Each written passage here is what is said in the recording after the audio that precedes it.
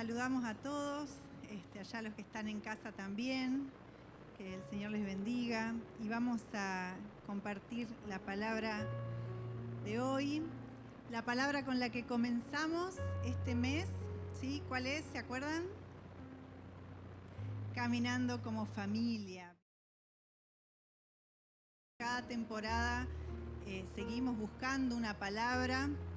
Esta en especial, ¿sí?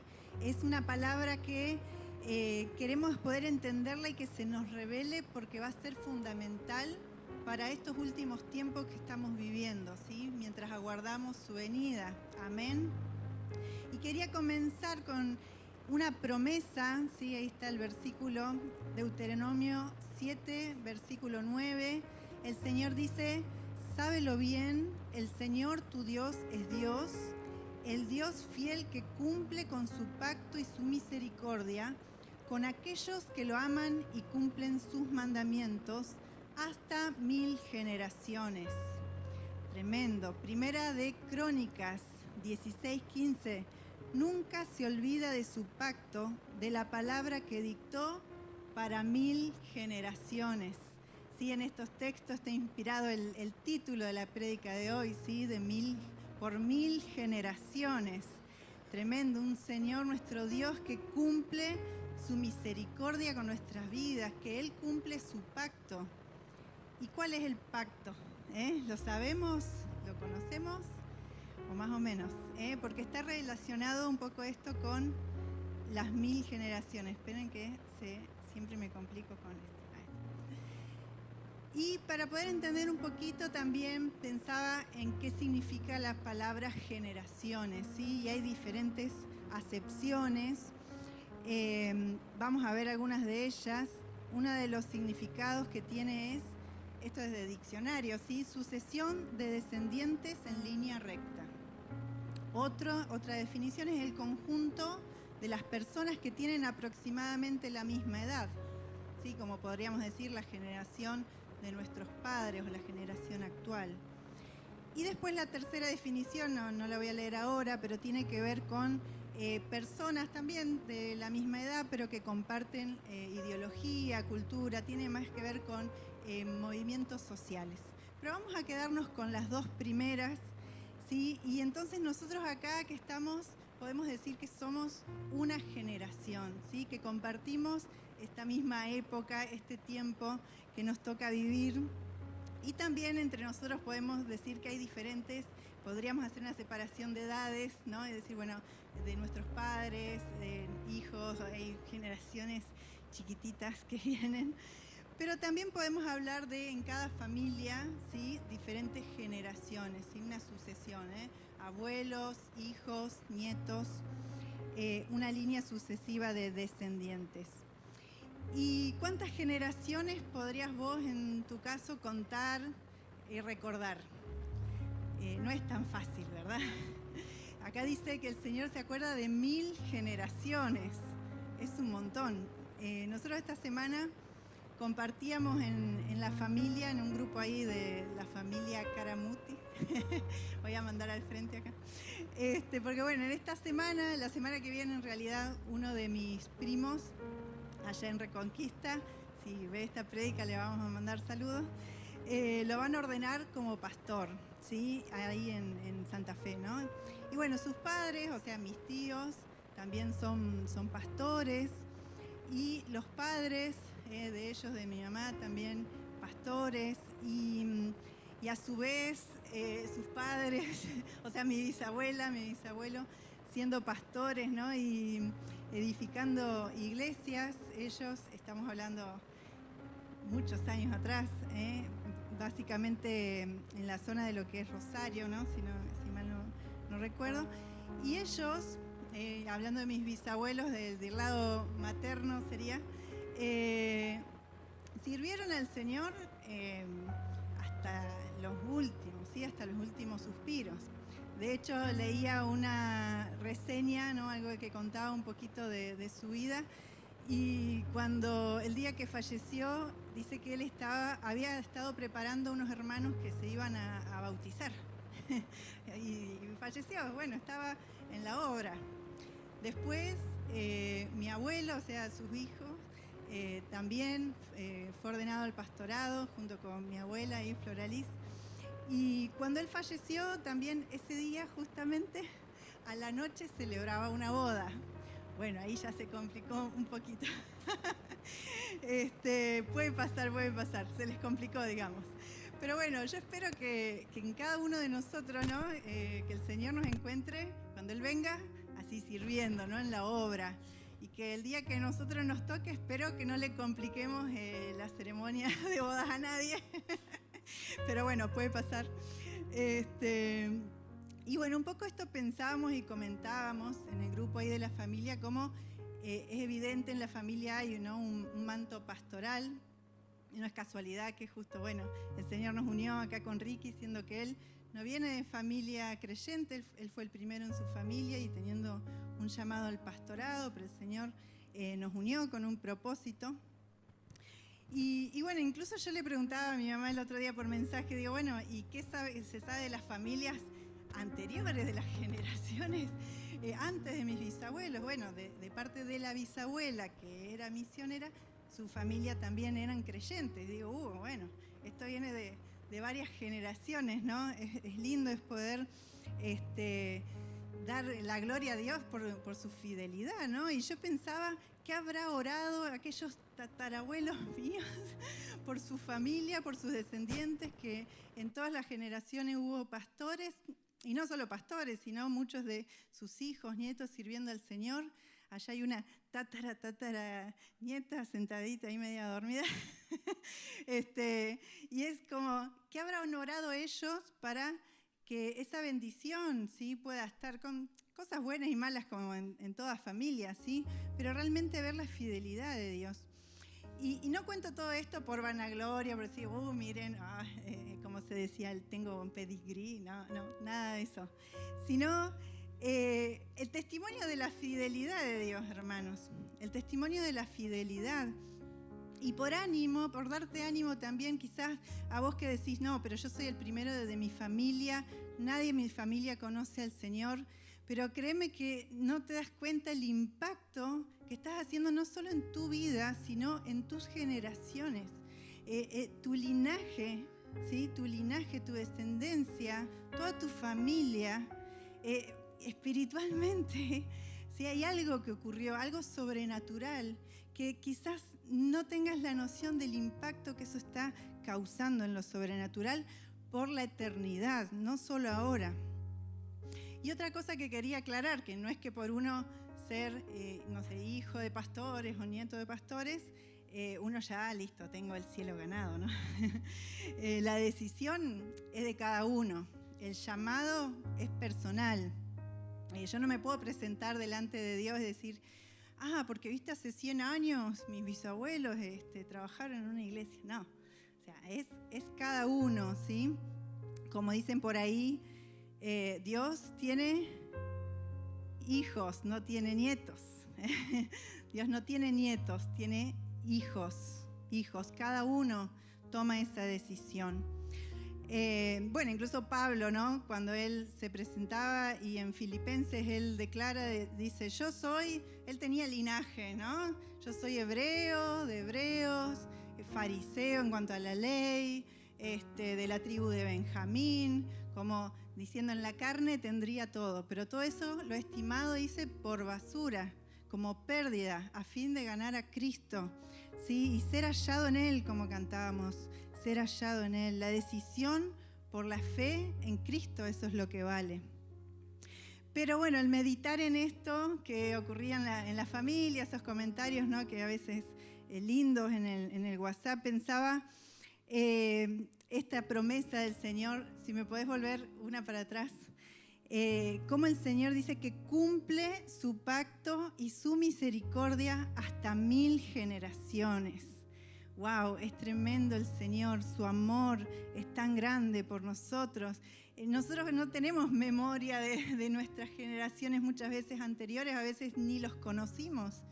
Y quizás las generaciones que nos sigan de aquí a unos años ni van a saber capaz cómo nos llamábamos, qué hacíamos en la iglesia.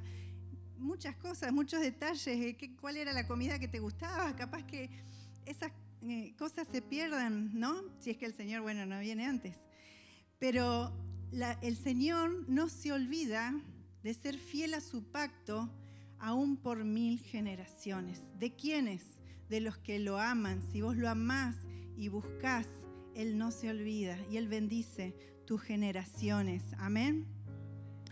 Tenemos en Cristo un linaje espiritual. Ahí sí vas a saltar. Eso. Gálatas capítulo 3, versículos 27 al 29 dice: porque todos ustedes, los que han sido bautizados en Cristo, están revestidos de Cristo. Ya no hay judío ni griego, no hay esclavo ni libre, no hay varón ni mujer, sino que todos ustedes son uno en Cristo Jesús. Y si ustedes son de Cristo, ciertamente son linaje de Abraham y según la promesa, herederos.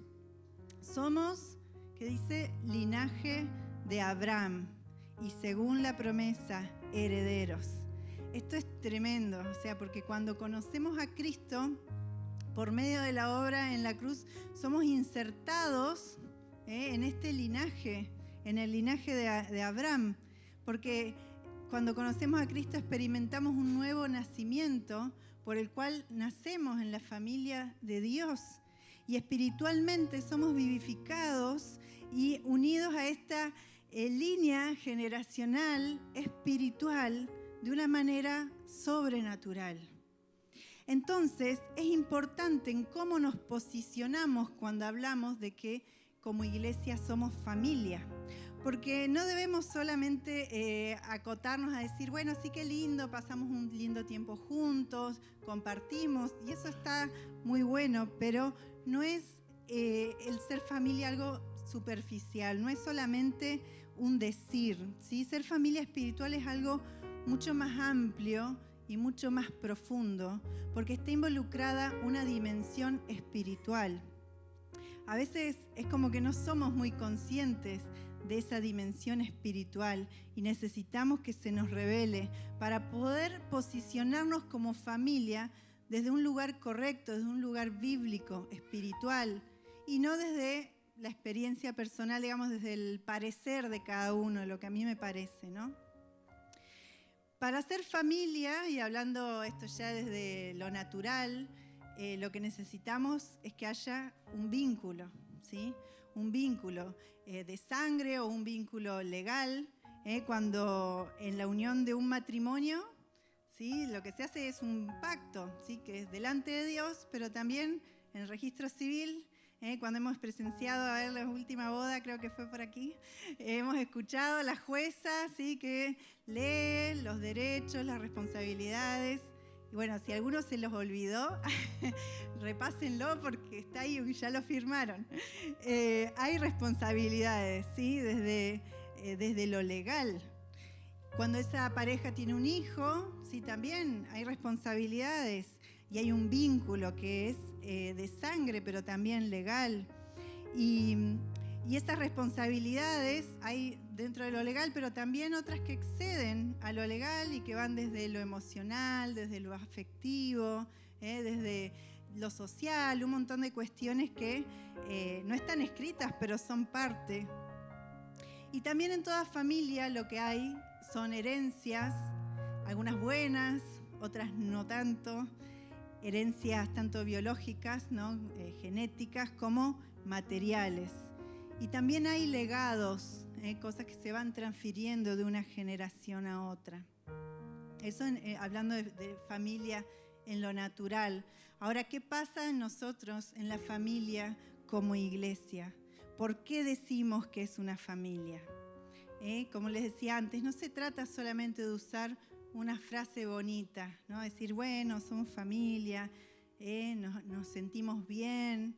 Como, no sé, pienso bien en esas empresas que dicen, no, porque acá somos una familia, el gerente es el papá, la de recursos humanos es la mamá, todos somos hijitos.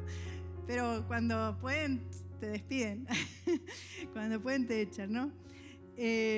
o un club, un gimnasio, un lugar a donde voy, donde me siento cómodo, donde me siento bien y decimos, ¿no? A veces, bueno, somos como una familia.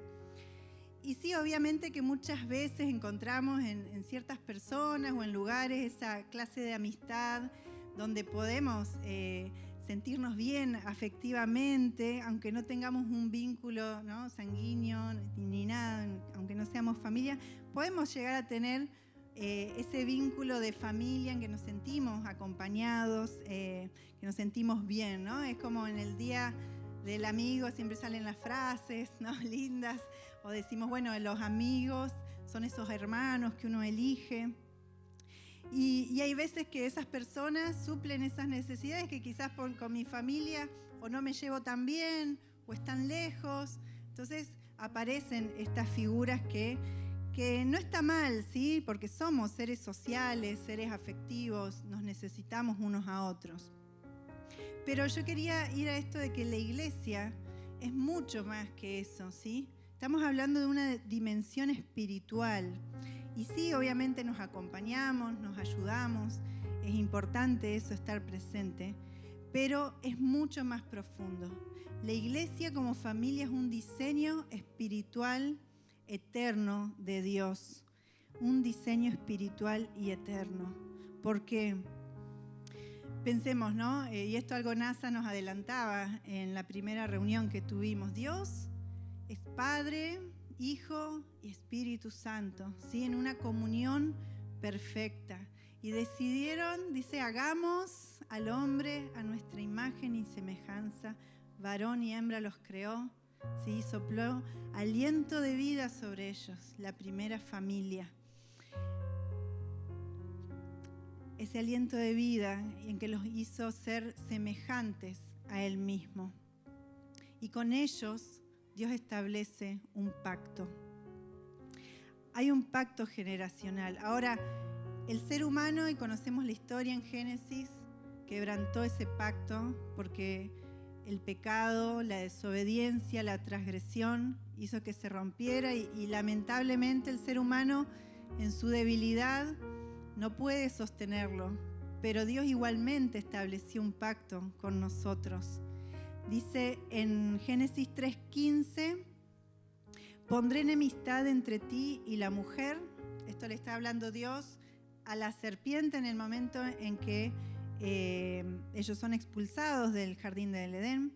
Dice, pondré enemistad entre ti y la mujer, entre tu simiente y la simiente suya. Esta te herirá en la cabeza y tú le herirás en el calcañar. ¿Sí? Es decir, tus descendientes, ¿sí?, a pesar del pecado y a pesar de todo lo que pasó, Dios establece un pacto, ¿sí? Le dice a Eva, en tus descendientes, porque eso es lo que significa simiente, de tus descendientes hago un pacto, una promesa de que va a herir al descendiente de la serpiente. Y a ver, ¿cuántos hijos tuvieron Adán y Eva? Los que conocen la Biblia. Ay, no se animan a decir. Muchos. Si ustedes leen, dice, bueno, Caín y Abel, que son los que conocemos. Caín mata a Abel. Después, en lugar de Abel, ¿sí?, nace Set. Pero después la Biblia dice, y tuvieron hijos e hijas. No sé, con tantos años que vivieron, no podríamos hacer el cálculo de cuántos hijos tuvieron. Dice, tuvieron hijos e hijas. Pero de este hijo, de Set, y es importante las genealogías, a veces si las leemos en Génesis, porque a veces salteamos las genealogías. En el Antiguo Testamento hay muchas genealogías, ¿sí? Y están por algo, ¿sí? Algo nos está queriendo decir el Señor. Entonces, si vamos leyendo, se va haciendo una línea sucesoria, ¿sí?, donde Dios va manteniendo y reafirmando su pacto con el ser humano. A través de Set, que vino en lugar de Abel, dice que Set impactó a su generación, porque dice que cuando menciona a Set, dice, en ese momento se comenzó a invocar nuevamente el nombre del Señor. Y de él, de este linaje, ¿sí? Que venía a tomar el lugar de Abel, que era un adorador, ¿sí? Era alguien que buscaba al Señor. De este linaje, generaciones después, nace... Vamos a hacer después un repaso de Génesis. Nace Noé, ¿sí? De Set, varias generaciones después, nace Noé. ¿Sí? Noé significa consuelo, significa descanso. Su propio padre, cuando nace, profetiza sobre él y dice: este niño nos va a traer descanso de todo el trabajo, de todo lo que estamos sufriendo a causa de la tierra que Dios maldijo. Y el pecado había alcanzado niveles extremos y Dios dice: voy a destruir todo, voy a hacer algo nuevo. Pero había un pacto ahí en Eva, ¿sí? Que se continúa y que lo reafirma en este descendiente que es Noé, que era justo y se salva, pero no se salvó él solo. Ahí la siguiente, se salva él y su familia, él y su casa. Dice Génesis 7:1, después el Señor le dijo a Noé: entra en el arca tú y toda tu casa, porque en esta generación he visto que tú eres justo delante de mí. Después del diluvio y todo en Génesis 9:9, él reafirma ese pacto ya con sus hijos. Y dice: miren, yo establezco mi pacto con ustedes y con sus descendientes que les nazcan después, ¿no? Y ahí aparece esta figura del arco iris como señal de ese pacto, de que no iba a volver a haber destrucción mediante el agua. De uno de estos hijos, y vamos siguiendo la línea, de Sem, varias generaciones después, viene en Génesis 12, les estaba tirando la pista, Abraham, pero ella es la directora de la clase bíblica. Génesis 12, Abraham, ¿sí? A quien Dios elige para reafirmar su pacto. Conocemos estos versículos, ¿sí? Génesis 12:3, bendeciré a los que te bendigan y maldeciré a los que te maldigan, y en ti serán benditas todas las familias de la tierra. Luego en Génesis 17:7, estableceré mi pacto contigo y con tus descendientes, será un pacto perpetuo y yo seré tu Dios y el de tu descendencia. ¿Vieron como habíamos leído en Gálatas antes? Sí, que por la fe nosotros somos hijos de Abraham, somos de su linaje. Fíjense que siempre que mencionan los pactos dice que estos se cumplirán a perpetuidad, por la eternidad, para siempre, es perpetuo, por todas las generaciones. Ahora nosotros a veces nos preguntamos, porque el Señor dice que no caducan sus pactos, Él los mantiene, están vigentes. ¿Y cómo puede ser esto? Algunos dirán, bueno, ¿y cómo puede ser si eso era del Antiguo Testamento, que tenemos que cumplir todo? No, porque ese pacto no se cumple según la carne, sino se cumple en el Espíritu y se cumple a través de la obra de Cristo en la cruz. Y por eso nos alcanza a nosotros. A través de la cruz y por la fe en Cristo es que nosotros recibimos y somos herederos de este pacto de salvación, de este pacto de bondad y de misericordia sobre nuestras vidas. Después, si quieren una ampliación, les pasamos el curso de Hebreos. Siempre hacemos la publicidad. No me voy a poner a hablar de Melquisedec y todo eso, porque si no acá se complica. Y bueno, la historia es larga, después lean todo Génesis, no lo voy a leer, toda la Biblia en realidad, porque la verdad todo está conectado con todo, pero no nos alcanzaría el tiempo. Y de un descendiente de Abraham, viene después, bueno, viene Isaac, viene Jacob, los 12 hijos de Jacob, que forman lo que se llamaban las tribus, que eran sus descendientes con el nombre de aquel que le dio origen, ¿sí? del patriarca. Y de la línea de Judá nace varios años después, varias generaciones después, el rey David, ¿sí? A quien Dios reafirma el pacto, ¿sí?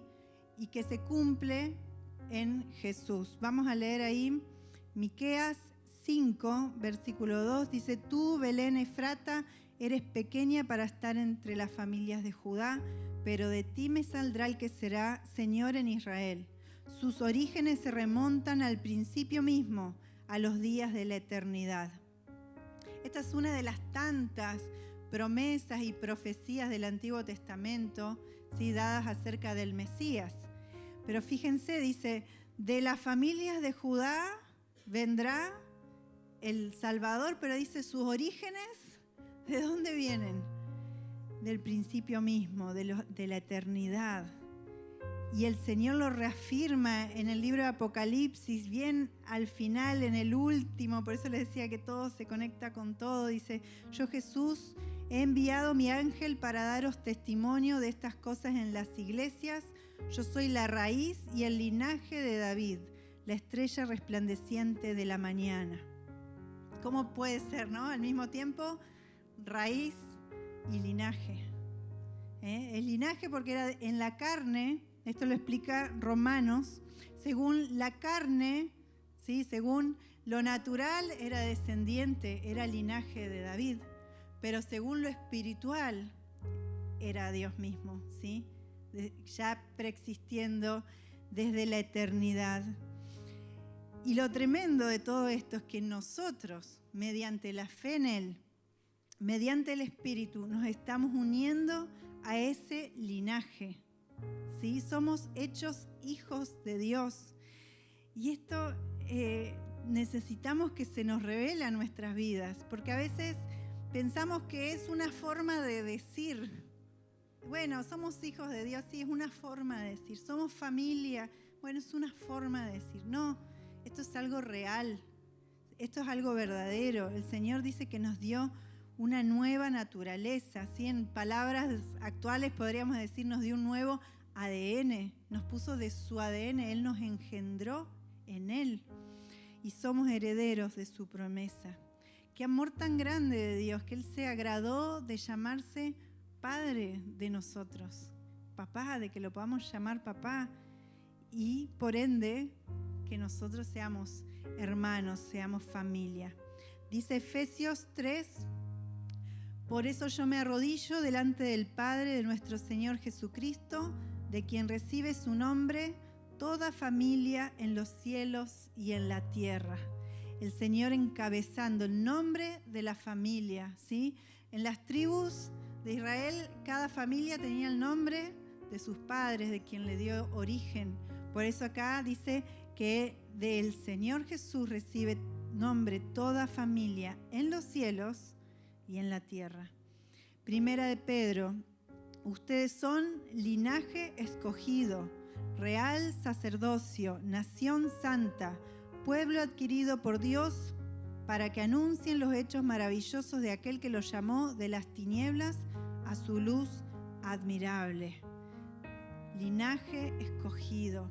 Hermana, hermano, Él te eligió.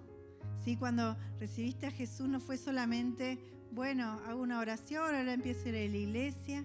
No, hay una transformación en lo espiritual que es muy grande, que está afectando no solo tu vida, sino la de tu familia, la de tus generaciones, que está afectando y está creando vínculos nuevos, ¿sí?, en los que nosotros formamos familia de Dios. No solamente si nos llevamos bien o nos llevamos mal, lo somos. Tenemos ese vínculo que está dado mediante el Espíritu. Y en el Antiguo Testamento, ahí la siguiente, no lo voy a mencionar, esto lo voy a saltear un poco porque si no, no nos va a dar el tiempo, pero todo el Antiguo Testamento, Israel se organizaba mediante un modelo de organización por familias. Todo era como un diseño, ¿sí? Un diseño de Dios que nos da los principios de lo que Él quiere para nosotros. Bueno, se organizaban, como les decía, por tribus, después por familias. Había jefes de familias que agrupaban otras familias, varios núcleos familiares. Y bueno, ahí hay varios ejemplos, después los pueden buscar, de cómo ellos se organizaban en distintos momentos, tanto para defenderse, para ir a una guerra, para el servicio en el templo, para diferentes actividades de la vida social y comunitaria, se organizaban mediante familias. Esto lo vamos a dejar de tarea. También la salvación, el concepto de de salvación o el concepto de perdición también era por familia, afectaba a la familia. En Éxodo 20, del 5 al 6 dice: no te inclinarás ante ellas, ni las honrarás, porque yo soy el Señor tu Dios, fuerte y celoso. Yo visito en los hijos la maldad de los padres que me aborrecen hasta la 3ª y 4ª generación.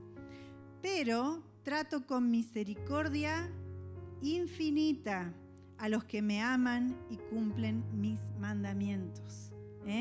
¿Cómo es la misericordia para los que aman y cumplen sus mandamientos?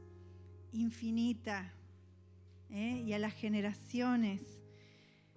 Todo el círculo familiar cercano de la persona y aún sus generaciones eran afectadas, tanto para bien como para mal. Vemos el ejemplo, ¿sí?, en la palabra en Josué, cuando estaban por ingresar a la tierra prometida, de la prostituta Rahab de Jericó, que ella por ayudar a los espías que habían ido, ¿sí?, de Israel, ellos le dicen, bueno, el día que vamos a atacar tal día, bueno, lo que iba a pasar, le dice vos, le dieron una señal para que ella, junto con su casa, dice, llama a tu familia y este lugar va a estar resguardado, no van a perecer. Y ella se salva, ¿sí? Y esta salvación no la alcanzó a ella sola, sino a todo su núcleo familiar. Y no solo eso, sino que ella se convierte en antepasado del rey David. O sea, y por ende pasó a estar en la genealogía de Jesús, de Cristo. Miren qué tremendo. Después tenemos el ejemplo también de Obed-Edom, cuando lleva el arca, ¿sí?, un tiempo en su casa, dice que fue bendito él con toda su casa, toda su familia. Por otro lado, tenemos el ejemplo contrario, ¿sí?, el pecado de Acán, también en el libro en Josué, ¿sí?, Josué capítulo 7. Acán desobedece una orden, roba algo que se queda con algo que no debía quedarse, y a causa de eso el pueblo empieza a perder, ¿sí?, y Dios empieza a revelar. Y fíjense el mecanismo después, si lo leen, cómo es. Primero van por la tribu, de esa tribu Dios marca esta familia, de esta familia acá, hasta llegar a quien había sido, a Acán. El Señor lo va revelando. Y él, bueno, termina confesando lo que había hecho, porque ya no le quedaba otra, estaba expuesto. Pero dice que Josué y todo Israel tuvieron que mandar a llamarlo, y dijo, todas sus cosas, toda su familia fueron apedreados, ¿sí? Es decir, cortados ellos, o sea, hubo una destrucción de su vida, de su familia, cortados de la tierra para siempre por el pecado y la rebeldía. Esa fue la consecuencia. Entonces, cuando vemos a la iglesia primitiva en Hechos, vemos una iglesia, ellos como judíos traían este concepto, ¿sí?, de la familia, de la salvación por familia. Entonces vemos que, por ejemplo, en el que más conocemos, Hechos 16:31, cuando le dicen al carcelero, cree en el Señor Jesús y serás salvo tú y tu casa.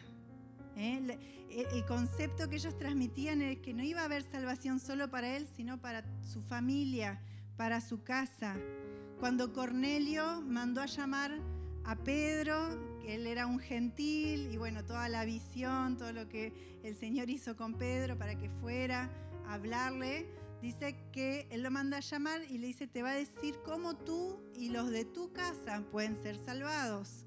Y cuando Pedro les predica, todos reciben el Espíritu Santo, son bautizados.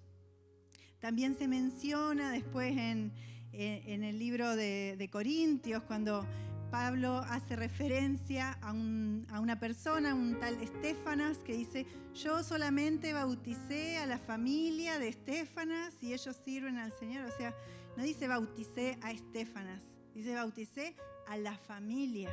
No sabemos cuántas personas, pero dice bauticé a la familia. ¿no?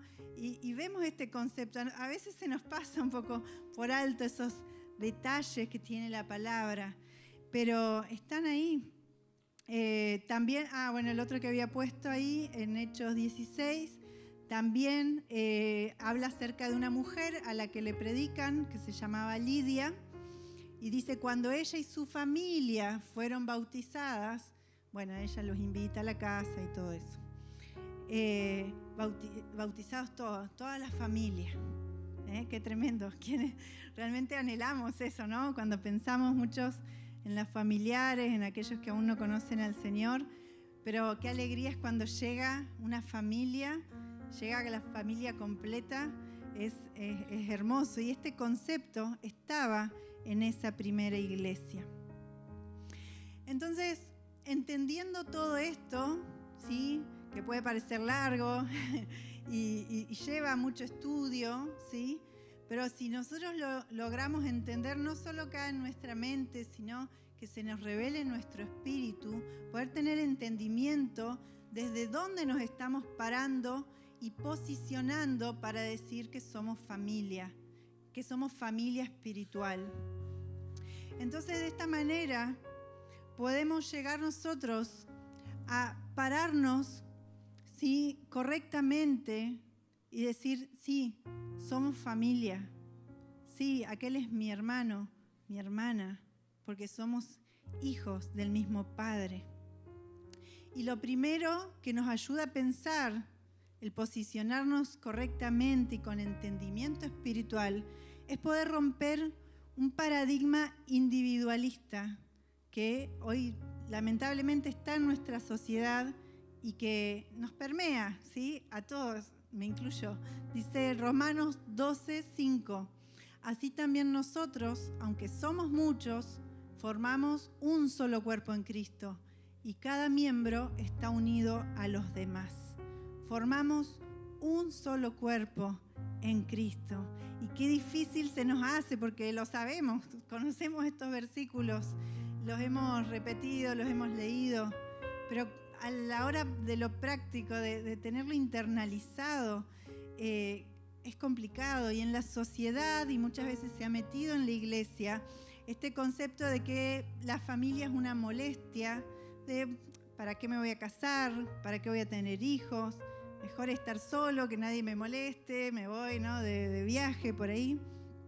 Pero no, o sea, la familia es un diseño de Dios para tu vida, para que crezcas para ser como Cristo, ¿sí?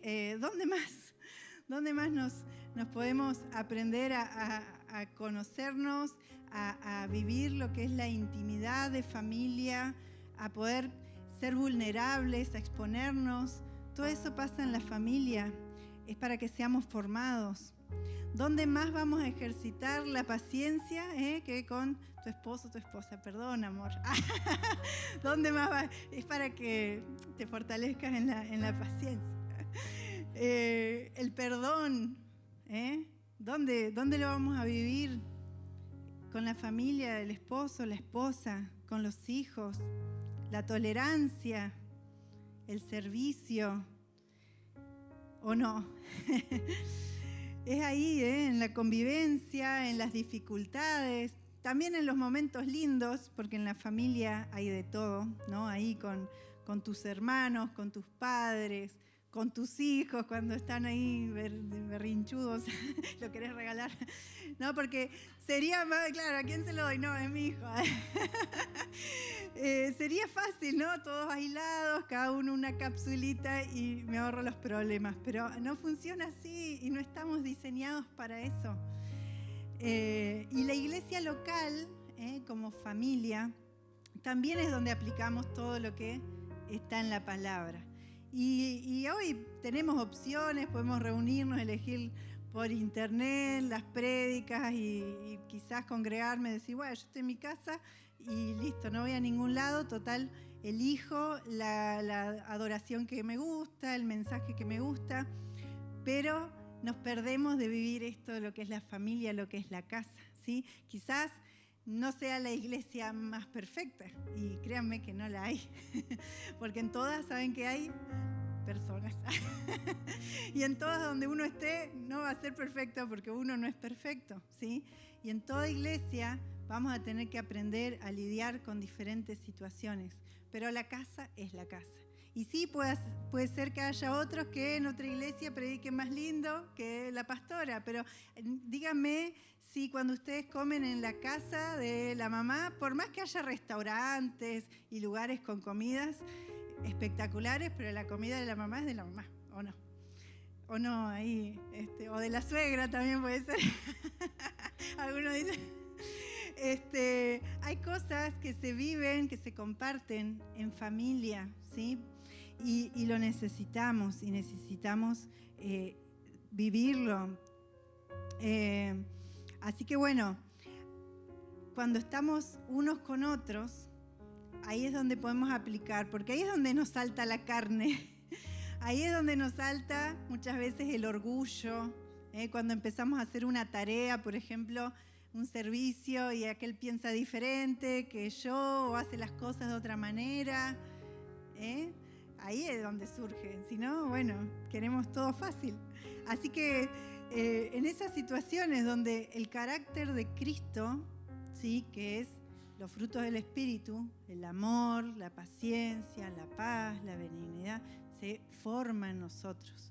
No es que decimos, Señor, dame paz, tengo paz. No, se ejercita, es un fruto que va brotando y que va formando en mí carácter. Así que decirle al de al lado, gracias por hacerme crecer y formar mi carácter. Pero que no se te pase la mano, decir, gracias por ayudarme a crecer, pero tampoco que se te pase la mano. También tenemos que tratar de hacérsela un poco fácil al hermano, ¿sí, no? Y es ahí en familia, ¿sí? Yo recuerdo, voy a aprovechar acá que está mi doblemente hermano, ¿cómo se dice? Genética, en biología. Sanguíneo, esa sería la palabra, y espiritual. Cuando éramos chicos nos peleábamos bastante, jugábamos mucho, pero también nos peleábamos, como todo hermano, como debe ser o no. A llevarnos poco tiempo de edad también, bueno, compartíamos muchas cosas y bueno, de pronto, nunca se sabe por qué, surgían las peleas. Y ahí estaba la intervención de ¿quién? De la madre, ¿no? En donde para eso están los padres espirituales, para orientarnos, corregirnos y para decirnos, ahora le pedís perdón a tu hermano. ¡Ah! Qué difícil, y era como, ¿qué? Se ríen porque les pasó a algunos. Perdón, así como tragando el orgullo ese que no queremos, pedir perdón. Bueno, y creías que ahí ya había terminado. No, ahora dale un abrazo. ¡Oh! Parecía que estabas abrazando un cactus, ¿o no? Pero bueno, no sé cómo, a los 2 minutos uno ya estaba jugando de nuevo y ya. Fruto tuvo eso porque hoy nos llevamos re bien, no nos peleamos. Así que bueno, hay que ejercitar, uno va creciendo después. Entonces, tenemos que pensar en esas situaciones que son cotidianas y que van a estar, pero tenemos que cortar con el individualismo, con el egoísmo. Hoy la sociedad nos lleva a eso también, es parte de las generaciones de hoy. Y pensamos que solos o que aislados estamos bien, porque quizás hemos sido heridos y no queremos que nos vuelva a pasar. Alguien nos ha defraudado, nos han decepcionado. Y sí, puede pasar y nos va a pasar, como dijimos, somos pecadores, somos débiles, siempre algo puede pasar, algo que vamos a estar expuestos, ¿sí?, vulnerables a heridas, pero no dejemos que nuestro corazón se enfríe. No dejemos que nuestro corazón se enfríe. Dice la palabra que en los últimos tiempos el amor de muchos se enfriará. Entonces no dejemos que nuestro amor se enfríe a causa de esas cosas. Y hay una pregunta que Dios sigue haciendo, que se la hizo hace muchos años a Caín, que le dijo, ¿dónde está tu hermano? Y nosotros a veces, sin decirlo, pero lo pensamos y nos atrevemos a contestarle, ¿soy yo acaso guarda de mi hermano? ¿Y cuál crees que es la respuesta? Que sí, sí lo somos. Somos guardas de nuestros hermanos.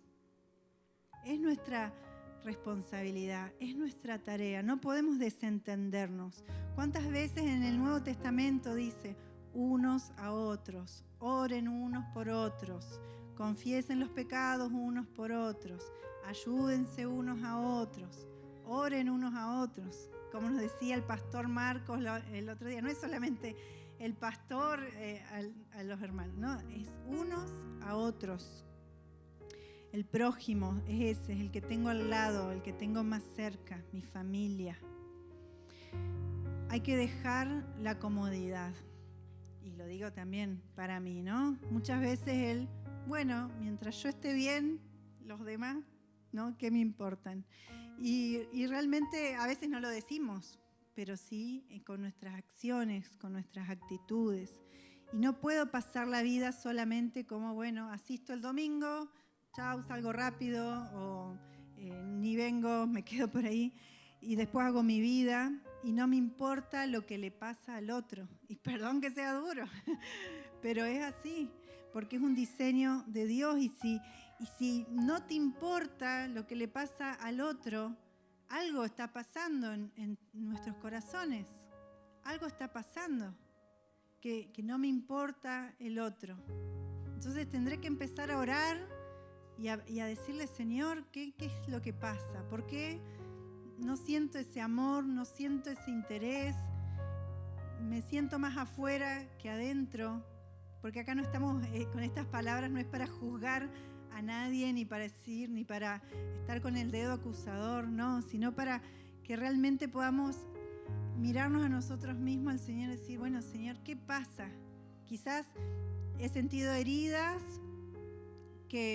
cosas que me han dolido y eso me ha cerrado. O quizás estoy simplemente siendo muy cómodo. Hay cosas que el Señor nos tiene que empezar a mostrar.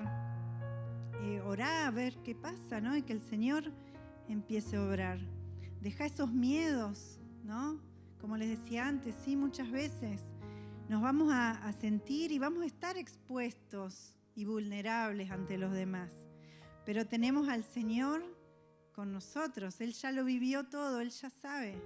Él ya le pasó. A Él también lo traicionaron. A Él también le escupieron. A Él también le dieron vuelta la cara. Tantas cosas. Pero Él siguió ahí, amando, amando, amando. Y nos dijo, así como yo los he amado, así ustedes se tienen que amar.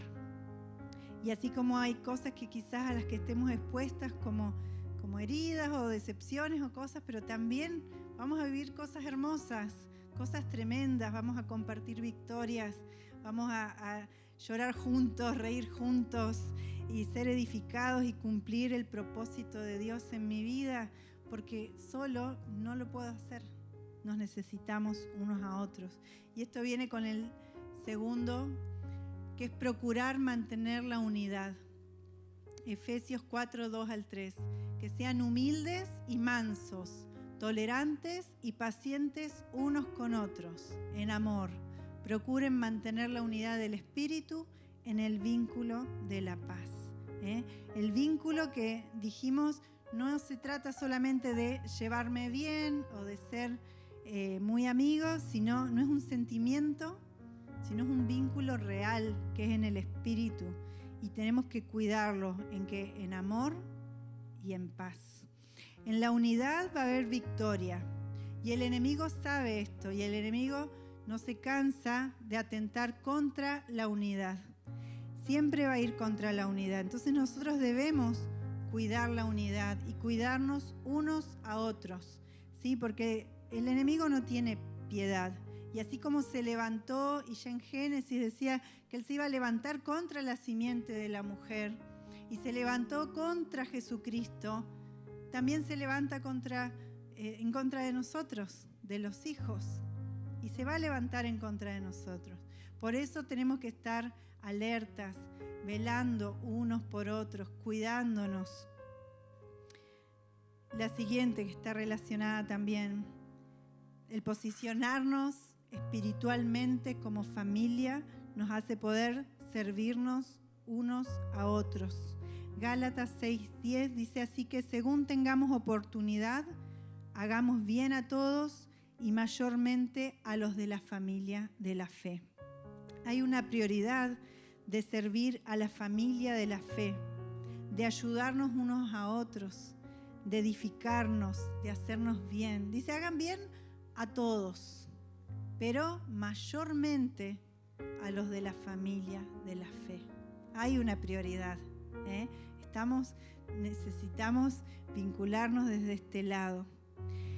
Y el último, con esto termino, si quieren pasarlo los músicos, dice: necesitamos romper con todo espíritu y mentalidad de orfandad. Toda mentalidad de orfandad. Miren, hay promesas en la palabra. Dice el Salmo 68:6: Dios hace habitar en familia a los desamparados, saca a los cautivos a prosperidad. Quizás en lo natural pudiste haber tenido una buena familia donde se te dio dentro de lo que pudieron todas las cosas, afectivamente, materialmente, y quizás no. Pero la realidad espiritual es la misma y es la que necesitamos vincularnos con Dios como Padre y que esto se nos revele en nuestra vida. Porque muchas veces decimos que tenemos un Padre, pero vivimos como si no lo tuviéramos. Muchas veces decimos que somos familia, pero vivimos como si no la tuviéramos, como si no fuéramos parte de ella. Efesios 2:19 dice: así que ya no sois extranjeros ni advenedizos, sino conciudadanos de los santos y miembros de la familia de Dios. Sos miembros de la familia de Dios.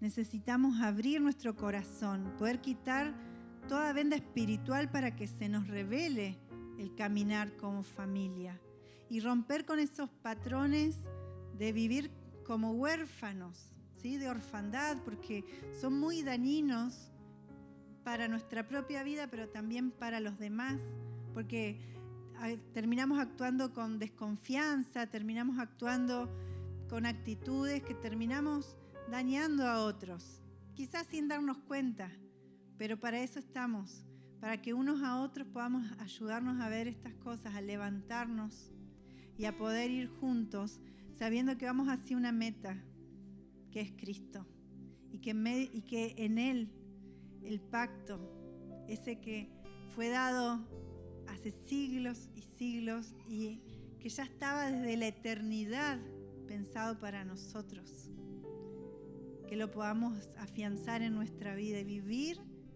sabiendo que somos hijos de ese pacto, hijos de esa intimidad, y podamos levantarnos en victoria y posicionarnos y decir: somos familia, no porque me cae bien o me cae mal, sino porque estamos unidos en un vínculo espiritual que trasciende mucho más allá de lo que podemos vivir en esta tierra. Vamos a ponernos de pie y vamos a orar.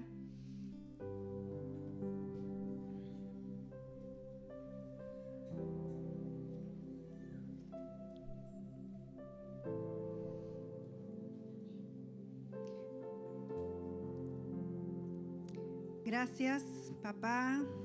Gracias, Señor, porque podemos llamarte papá, porque podemos decir que somos tus hijos, porque nos hiciste hijos, Señor, por medio de Cristo, Señor. Señor, esto tuvo un costo, tuvo un precio muy alto, Señor. Ese amor tuyo tan grande, Señor, te llevó a la cruz y a pagar con tu propia sangre el precio para que seamos hijos, el precio para que seamos familia. Señor, gracias por ese amor tan grande, porque vos podrías haber dicho, simplemente decidir destruir todo o hacer otra cosa, o tratarnos como, quizás como esclavos, como siervos. Pero vos decís hijos, hijo, hija, amados, restaurados. Señor, tú nos cubres con tu sangre preciosa y nos lavás de todo pecado. Nos restaurás y nos unimos a ese linaje espiritual que no importa si acá en esta tierra somos conocidos o no somos conocidos, si venimos de qué familia venimos, porque ahora somos de tu familia, Señor. Y gracias, Señor, porque nos has atraído hacia ti. Y creemos, Señor, y confiamos en tu nombre, Señor. Será salva no solo mi vida, sino mi casa, Señor. Y te doy gracias porque aquí, Señor, veo familias que han sido alcanzadas, Señor, por tu gracia. Porque veo hermanos que han orado por sus hermanos, hijos que han orado por sus padres, padres que han orado por sus hijos, por sobrinos, por primos. Y hoy están acá. Señor, gracias. O quizás no en Nueva Vida, pero sí te han conocido a ti, Señor. Gracias, Señor. Tu amor y tu fidelidad es tan grande, Señor.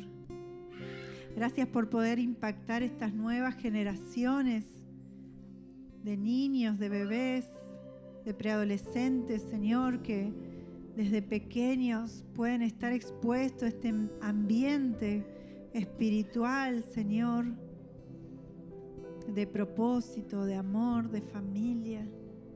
Y sabemos que ellos van a impactar a su generación conforme a tus propósitos, Señor. Gracias, Señor, tu amor y tu fidelidad, tu misericordia son por generaciones y generaciones. Y tu pacto lo estableces con aquellos que te aman y te buscan hasta por 1000 generaciones, Señor. Gracias, Señor, te adoramos.